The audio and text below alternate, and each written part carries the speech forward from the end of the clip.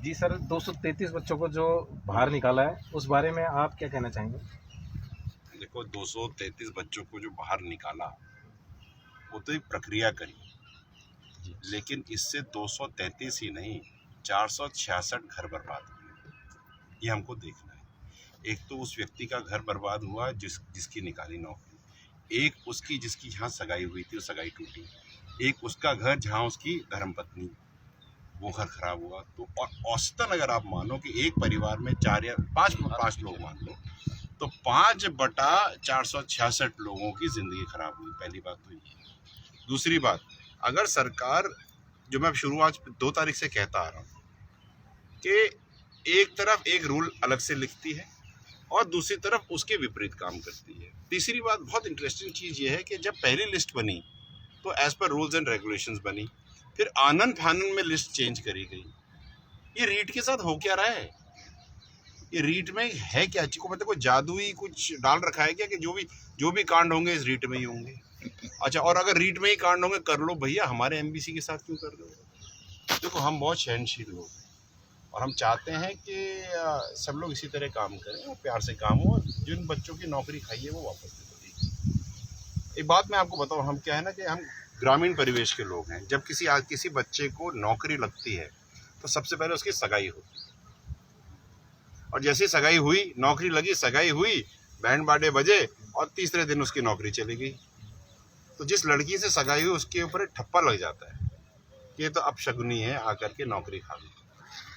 लड़का तो फिर से सगाई कर लेगा, लड़की का क्या होगा? मैं तो सारे जितने भी राजनेता हैं मेरे समाज के, बाकी समाज के, और खास करके वो 73 विधानसभाओं के एमएलए जो जीते हैं और वो लोग जो लड़े हैं और जीत नहीं पाए, वोट तो उनको भी मिले ना समाज के। उनसे मैं एक ही प्रश्न करना चाहता हूँ कि आप लोग उन लोगों के लिए क्यों नहीं खड़े होते हो जिनकी वजह से आप जीतते हो? कब सुधरोगे? हमारे समाज में मैं एक बात और कहूँगा, और आपका मीडिया में इसके थ्रू मैं बहुत स्ट्रेट कम्युनिकेशन करना चाहता हूँ सबके साथ। गुर्जर विधानसभाओं में, गांव में जितने भी नेतागण जाते हैं और हमारे गांव के लोग उनको साफा पहनाते हैं ना, वो उसको एक कपड़े का टुकड़ा समझते हैं। लेकिन वो एक बात समझ लें और गुर्जरों की संस्कृति समझ लें कि गुर्जर जब जिसको साफा पहनाते हैं और जो सर सम्मान उसको पहन लेता है, उस व्यक्ति का दायित्व बनता है कि कोई भी विपदा पहनाने वाले को अगर आए समाज को, तो उस विपदा का हरण करना उस व्यक्ति का दायित्व होता। नहीं तो जितने प्यार से साफे बांधे जाते हैं ना, उतनी ही तीव्रता से उतारे भी जाते हैं।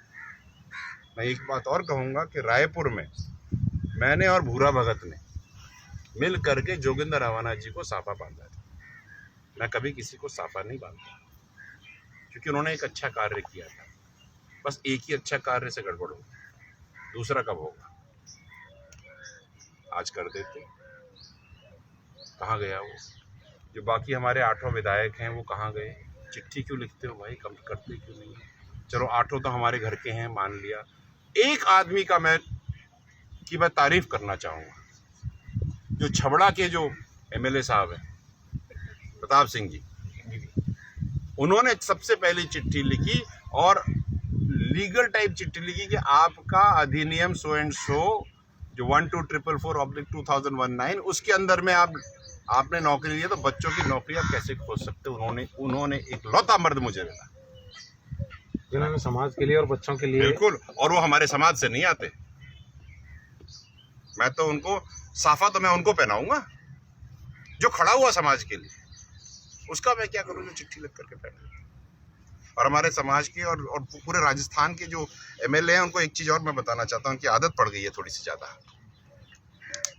मैं यथार्थ में विश्वास करता हूँ, मैं बाकी फालतू बातें करता नहीं, लेकिन ये जो चिट्ठी लिख करके ट्विटर के ऊपर पोस्ट करने का जो सिस्टम है ना, ये मत करो। इससे होता कुछ नहीं है। आपकी चिट्ठी हमने तो कभी देखी नहीं कि रिसीव हुई हो मुख्यमंत्री जी के पास, और अगर इतनी चिट्ठियां रिसीव हो रही है तो उतने जवाब भी तो आने चाहिए ना। मेरे ख्याल ऐसा लगता है कि ट्विटर पे ही पोस्ट करते हैं, कुछ करते हैं। एक बात मैं ये भी कहूँगा आपसे कि अभी आपके आने से पहले इन सब बच्चों से बात हो रही थी। ये बच्चे सारे के सारे अलग अलग भाषाओं में बात कर रहे थे, अलग अलग प्रांतों के थे, लेकिन इनकी दुविधा एक ही है, नौकरी नहीं। 80% लोग ऐसे हैं जिनके गांव में एक भी नौकर नहीं। इनमें से 4 लड़कों के अलावा 233 के सारे वो अभ्यर्थी हैं जिनको पहली उनके परिवार में सरकारी नौकरी लगी, और ये पूरे अपने गांव ही नहीं, पंचायत में पहले सरकारी नौकर है।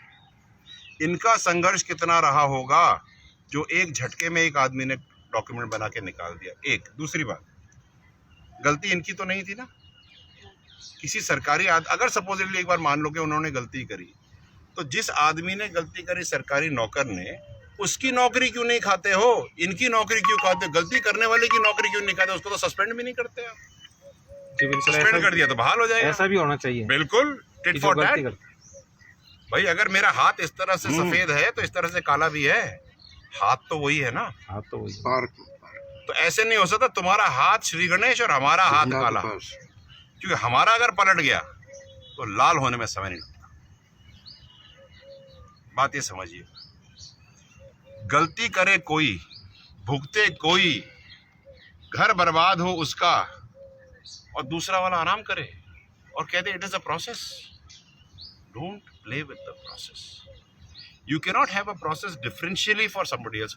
पुलिस कांस्टेबल की भर्ती में एमबीसी को ओबीसी में नौकरी दी थी भाई साहब, इसमें नहीं दी। ये ऐसे क्यों होता है कि लोग बैठ करके ना, एक डिसीजन होता है, फिर कोई 4 आदमी बैठ जाते हैं, एक मीटिंग हो जाती है, और मीटिंग होने के बाद डिस्कशन चेंज हो जाता है, और ऊपर से चेयरमैन साहब एक स्टेटमेंट देते हैं कि अब नया होगा। क्यों भैया, तुम तो 2 साल से थे आईपीएस साहब, अब क्या कर रहे थे? तब नहीं समझ में आ रही थी जब कांस्टेबल की नौकरी हो रही थी? प्लीज अंडरस्टैंड, ये 233 बच्चे भी इंसान हैं, ये भी किसी के बच्चे हैं, इनका भी उतना ही दर्द है जितना आपके बच्चों का दर्द है। नेताओं और मेरे को बच्चों ने इन लोगों ने बड़ी अच्छी बात बताई कि इनका हाल वही हो गया जो किसी कैबिनेट, किसी चीफ मिनिस्टर को या एमएलए बनने के बाद, एमएलए बन के तो जीत गया लेकिन शपथ ग्रहण नहीं करने दे रहे। तो इनको तो नौकरी मिल गई लेकिन बैठने नहीं दे रहे, इनको तो पोस्टिंग ऑर्डर्स भी मिले। This is not done, this is unethical, inhuman. और मैं जानता हूं कि गहलोत जी संवेदनशील व्यक्ति हैं, अच्छे आदमी हैं, शायद उनको इसके बारे में पता ही ना हो, क्योंकि जिस तरह से जिसका माहौल आजकल चल रहा है, I think that the left hand does not know what the right hand is doing. Multiple instances for it. So मेरा तो उनको रिक्वेस्ट यही है कि संज्ञान में लें। और जो एजी, मैं भी कोर्ट में था, जो एजी साहब ने जो बात कही, मुझे उससे केवल यही उम्मीद लगती है कि सेंसिटाइजेशन तो हो गया है, जेन्युइननेस ऑफ द इशू समझ में आ गई है, and hopefully on the 25th they will give an extremely positive relief to the children and they will get their jobs. 233 घर सब सेटल होंगे, हम आपको भी मिठाई खिलाने बुलाएंगे, लेकिन 25 के बाद। क्या आपको लगा है कि कोर्ट का रुख इस तरीके का है कि जो बच्चों के फेवर में रहे? देखिए, जो एजी ने कहा, एजी ने जितना मैं सुन पाया था, उन्होंने, एजी साहब ने ये कहा कि the points which they have raised are valid, the judgment is in their favor, we would like a time of till 25th to put up a reply. हम तो एक्सपेक्ट यही कर सकते हैं कि एक सरकार संवेदनशील होती है, और एजी जो है वो पर्सनल को तो रिप्रेजेंट नहीं कर रहे, वो सरकार को रिप्रेजेंट कर रहे हैं। तो सरकार संवेदनशील है, ये मैं जानता हूँ। गहलोत जी एक इंसानी तौर पर एक बहुत ही बढ़िया इंसान, वो लोगों का दर्द समझते हैं, वो भी एक ऐसी कम्युनिटी से आते हैं जो भी अपने पैर ढूंढ रही है, हम भी अपने पैर ढूंढ रहे हैं। There is more in common than uncommonness between us and him. I'm sure that we look forward to something positive, and I'm sure I trust the judge. भाई न्यायालय में तो उम्मीद है ही, हाँ, लेकिन ये बात है कि अगर हमको 1% भी अगर कुछ नेगेटिव मिला तो हम डबल बेंच में जाएंगे, डबल बेंच नहीं मिलेगा तो हम सुप्रीम कोर्ट जाएंगे।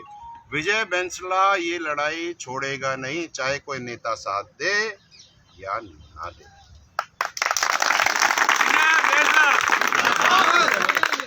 बहुत बढ़िया।